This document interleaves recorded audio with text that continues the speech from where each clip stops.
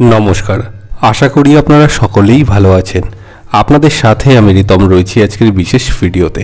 দেখুন, আজকে আলোচনা করব সিংহ রাশির জুন মাসের রাশিফল নিয়ে। এই যে একটি মাসের সময়কাল, এই এক মাসের সময়কালের মধ্যে সিংহ রাশির জাতক জাতিকারা কোন কোন ক্ষেত্রে পজিটিভিটি পাবেন, কোন কোন বিষয়ে বা আপনাদের সাবধানতা অবলম্বন করতে হবে, বিস্তারিত আলোচনা আজকের এই ভিডিওতে করে নেব। ভিডিওর শুরুতেই বলবো আপনি ভিডিওটি সম্পূর্ণ দেখুন।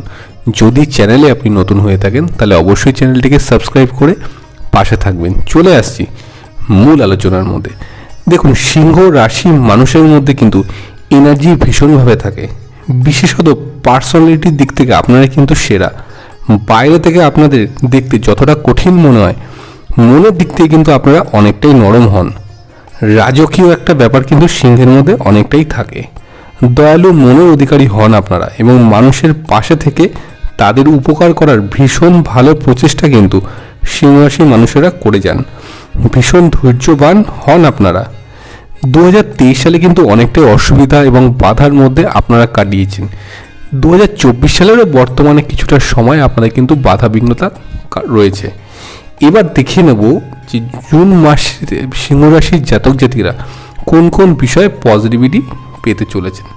দেখুন, সিংহ রাশির ক্ষেত্রে প্রথমে আলোচনা করব রাশির অধিপতি লর্ড রবিদেবকে নিয়ে। যেহেতু রবিদেব আপনাদের রাশির হচ্ছে অধিপতি গ্রহ, তিনি এখন কিন্তু আপনাদের রাশির সাপেক্ষে সপ্তমভাবে অবস্থান করছেন এবং জুন মাসে তিনি কিন্তু প্রথম অর্ধে থাকবেন রাশির অষ্টমভাবে। দেখুন, শরীর স্বাস্থ্য নিয়ে কিন্তু হিউজ কোনো প্রবলেম বা নেগেটিভিটি আমরা সিংহ রাশির ক্ষেত্রে দেখব না। তবে সিজনাল কিছু প্রবলেম, বর্তমান সময় কিছুটা মেন্টাল প্রেশার, অস্থিরতা, এগুলো কিন্তু সিংহ রাশির ক্ষেত্রে দেখা যাবে। যদিও দেবগুরু বৃহস্পতির সঙ্গে রবি সহাবস্থান করবেন, সিংহ রাশির ক্ষেত্রে কিন্তু সেটি যথেষ্ট পজিটিভ ভাইব্রেশন বলে মনে করা হয়। তো শারীরিক জটিলতাগুলো কিন্তু সিংহ রাশির ক্ষেত্রে আমরা অনেকটাই কম দেখতে পাবো। মেন্টাল প্রেশার কিন্তু কিছু কিছু ক্ষেত্রে কমবে। তবে 12 জুনের পর থেকে কিন্তু মানসিক স্বাস্থ্যেরও উন্নতি দেখা যাবে সিংহ রাশির জাতক জাতিকাদের ক্ষেত্রে। দেখুন, উটকো ঝুট ঝামেলা যেগুলো আপনাদের জীবনে বর্তমান চলছে, বিশেষত কর্মক্ষেত্র বিষয়ে কিন্তু সমস্যা। সিংহ রাশির জাতক জাতিকাদের আমরা ম্যাক্সিমাম সময় দেখি কর্মক্ষেত্র নিয়ে প্রবলেম, অফিস পলিটিক্সে একটা শিকার। সেই জায়গা থেকে কিন্তু বর্তমানে আমরা যথেষ্ট পজিটিভিটি দেখতে পাবো। বিশেষত কিন্তু দেখুন, সিংহ রাশির ক্ষেত্রে 2022 সালে এপ্রিল মাস থেকে কেতুদেব সিংহ রাশির তৃতীয়ভাবে এবং নবমভাবে কিন্তু রাহু অবস্থান করছিলেন। আপনার ভাই বা বোনের সঙ্গে সম্পর্কটি জায়গাটি কিন্তু ডিস্টেন্স তৈরি করে গেছিল সিংহ রাশির ক্ষেত্রে। তবে 2024 জুন মাসে সিংহের যেহেতু অর্থভাবে কেতু রয়েছেন, সিংহ রাশির ব্যয়ের পরিমাণ কিন্তু কম বেশি বাড়তে পারে। তবে হিউজ যে আপনাদের ব্যয় বৃদ্ধি হবে তেমনটা কিন্তু নয়। আপনার কাছে হয়তো কোনো টাকা এসেছে, আপনি ব্যবসায় লাভও করেছেন, কিন্তু আপনার প্রাপ্তিযোগের যে পরিমাণ সেটা কিন্তু কম রয়েছে। এই অর্থ ধরুন আপনি সঞ্চয় করার চেষ্টা করেছেন, কিন্তু কারেন্ট কোনো সিচুয়েশনের দরুন কিন্তু অর্থ ব্যয় হয়ে গেছে। এটা কিন্তু সিংহ রাশির ক্ষেত্রে আপ ডাউন চলতেই থাকে বর্তমান সময়টিতে। তবে জুন মাসের 12 তারিখের পর থেকে আমরা দেখব সিংহ রাশির ক্ষেত্রে কিন্তু সোর্স অফ ইনকামের জায়গাটি খুব পজিটিভভাবে তৈরি হবে এবং সঞ্চয় বৃদ্ধি কিন্তু সিংহ রাশির জাতক জাতিকারা বাড়তে পারবেন। দেখুন, আপনারা হয়তো অনেকেই ভাবতেন যে শুরু থেকে নেগেটিভিটি নিয়ে কেন আলোচনা করছি, তাহলে বেটার কি আছে সিংহ রাশির ক্ষেত্রে 2024 সালের জুন মাসটিতে। দেখুন, নবগ্রহের অবস্থান অনুযায়ী কিন্তু সিংহ রাশির দ্বিতীয়ভাবে থাকবেন কিন্তু কেতু, অষ্টমভাবে থাকছেন রাহু, নবমভাবে থাকছেন কিন্তু মঙ্গল। এই যে নবমপতি নবমের অবস্থান, এইটা কিন্তু সিংহ রাশির প্রগতির মাত্রা কিন্তু বাড়িয়ে দেবে।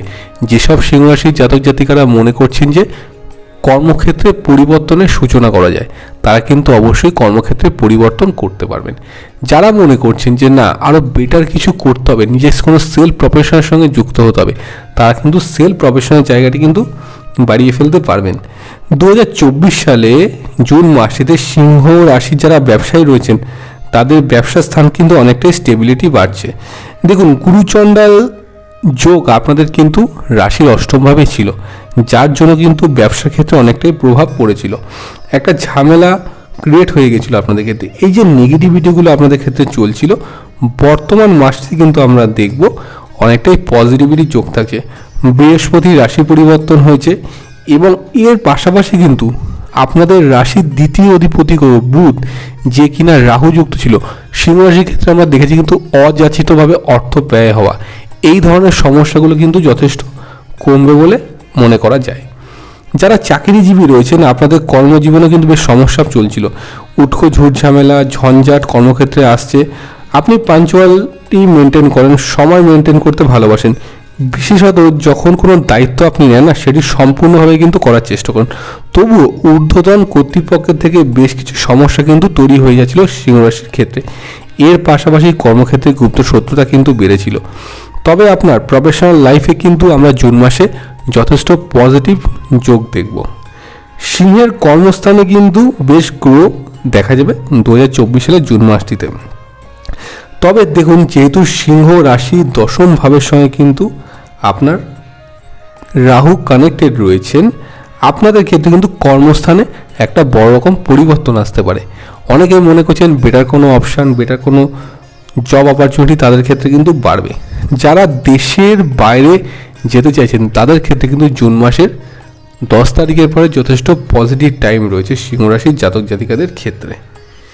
বিদেশে যারা কর্মসূত্রে রয়েছেন তাদের ক্ষেত্রে কিন্তু সফলতা আমরা দেখতে পাবো। দেখুন, সিংহ রাশির সম্পর্কের ক্ষেত্রে পঞ্চম ভাব হলো দেবগুরু বৃহস্পতি। এই যে দেবগুরুর যে আশীর্বাদ সিংহ রাশির জাতক জাতিকাদের মধ্যে রয়েছে, অনেকেই আছেন রিলেশনশিপের জায়গাটি বেশ ডিস্টার্ব, মিসআন্ডারস্ট্যান্ডিং চলছে, একটা ইগোর মতো ব্যাপার কিন্তু চলে আপনাদের ক্ষেত্রে। এটা কিন্তু আপনাদের মানতেই হবে, বেশ কিছু ক্ষেত্রে কিন্তু এই ইগো একটা প্রবলেম সিংহ রাশির জাতক জাতিকাদের ক্ষেত্রে আছে। দেখুন, সবার ক্ষেত্রে নয়, কিন্তু রয়েছে এই বিষয়গুলো। তো এই ধরনের সমস্যাকে কেন্দ্র করে কিন্তু সিংহ রাশির জাতক জাতিকার সম্পর্কের জায়গাটি বেশ কিন্তু বিরক্ত বা ডিস্টার্ব হয়ে থাকেন। তো এই জায়গাগুলো নেগেটিভিটিগুলো কিন্তু সিংহ রাশির জাতক জাতিকাদের ক্ষেত্রে আমরা কমার মতো অবকাশ দেখতে পাবো। অনেক সিংহ রাশির জাতক জাতিকা রয়েছেন যারা লং ডিস্টেন্স রিলেশনশিপে রয়েছেন, তাদের ক্ষেত্রে কিন্তু সমস্যাটা চলছে। জুন মাসে কিন্তু এই ধরনের সমস্যার সমাধানগুলো আমরা কমতে দেখব।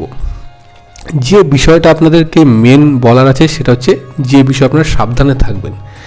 দেখুন, কোনো বন্ধু বান্ধবের দ্বারা অনুপ্রাণিত হয়ে বর্তমান সময়ে কোনো ব্যবসায় ইনভেস্টমেন্ট করার কিন্তু বারবার ভাবতে হবে। যদি সেটা শেয়ার মার্কেট রিলেটেড বিজনেস হয়, অষ্টমভাবে রাহুর অবস্থান, ধরুন আপনার বন্ধু কোনো শেয়ার মার্কেটে ইনভেস্ট করে অনেক অর্থ লাভবান করেছেন, আপনি ভাবছেন হয়তো আপনি ইনভেস্টমেন্ট করলে আপনি কিন্তু আরও বেটার কিন্তু আর্ন করতে পারবেন। এই জায়গাটা কিন্তু সাবধানে থাকতে হবে সিংহ রাশির জাতক জাতিকাদের ক্ষেত্রে, কারণ অষ্টমভাবে রাহু কিন্তু সিংহ রাশির ক্ষেত্রে ব্যয়ের মাত্রা বাড়িয়ে দেয়। এই বিষয়গুলো কিন্তু শেয়ার মার্কেট, লটারি, এইগুলো কিন্তু সিংহ রাশির জাতক জাতিকাদের বর্তমান মাসটি থেকে অনেক সাবধানে সচেতন থাকতে হবে। সিংহ রাশি যদি বিবাহিত জীবন নিয়ে আলোচনা করা যায়, বিবাহিত জীবনের কিন্তু কিছুটা নেগেটিভিটি কমবে বলে আমি মনে করি, যেহেতু নবমপতি এবং সপ্তমপতি কানেক্টেড রয়েছেন। বুধ শনি কম্বিনেশন যোগ, ভালো পজিটিভ যোগ রয়েছে। সপ্তমপতি সপ্তমভাবেই কিন্তু ট্রানজিট করেছেন, যার জন্য কিন্তু পজিটিভ ভাইব্রেশন সিংহ রাশির ক্ষেত্রে আমরা দেখব। অনেকে মনে করছেন যে না আইনগত সমস্যা চলছে দাম্পত্য জীবনে, তাদের ক্ষেত্রে একটু সময় নেওয়া দরকার, নেগেটিভিটিগুলো কিন্তু কমবে আপনাদের ক্ষেত্রে। এবার বাকি হলো সন্তান ভাগ্য। সিংহ রাশির ক্ষেত্রে সন্তান ভাগ্য কেমন যেতে পারে? আপনাদের ক্ষেত্রে পঞ্চমপতি শনিদেব স্বক্ষেত্রে অবস্থান করছেন। সন্তানের কিন্তু শিক্ষা, হেলথ, এডুকেশন এগুলো কিন্তু আমরা পজিটিভ দেখব। সিংহ রাশির জাতক জাতিকাদের মেন যেটা সমস্যা হয় সেটা হচ্ছে কিন্তু মানসিক চিন্তা কিন্তু কমার অবকাশ আমরা বর্তমান সময়টিতে দেখতে পাবো। এছাড়াও 2024 সালের জুন মাসে অপেক্ষাকৃতভাবে কিন্তু শুভ থাকছে সিংহের প্রেম ও বিবাহিত জীবন। যারা মনে করছেন ফ্যামিলি প্ল্যানিং করবেন তারা কিন্তু অবশ্যই ফ্যামিলি প্ল্যানিং 2024 সালের জুন মাসের 12 তারিখের পরে করতে পারেন। সময়টি শুভ এবং প্ল্যানিং করার আগে কিন্তু আপনার জন্মছক বিচার করিয়ে নেবেন এবং অবশ্যই কিন্তু মেডিকেল টেস্ট করিয়ে নেবেন। তো দেখুন, এই ছিল মূলত আজকে আলোচনা।